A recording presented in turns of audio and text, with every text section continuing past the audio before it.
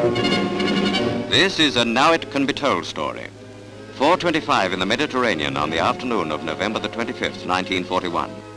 A salvo of torpedoes fired at close range struck HMS Barham. The stricken battleship heeled over to port.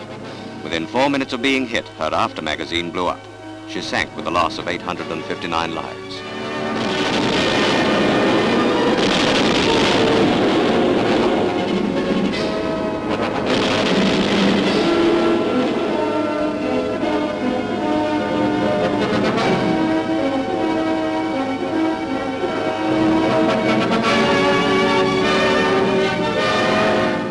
The cause of the final explosion has never been ascertained. Probably it will never be known. Barham was the only British battleship sunk at sea by a German U-boat during this war. The only time a submarine beat the Royal Navy's destroyer screen. There have been no more poignant pictures than these. We pay tribute to the gallant crew of HMS Barham and salute the end of a noble ship.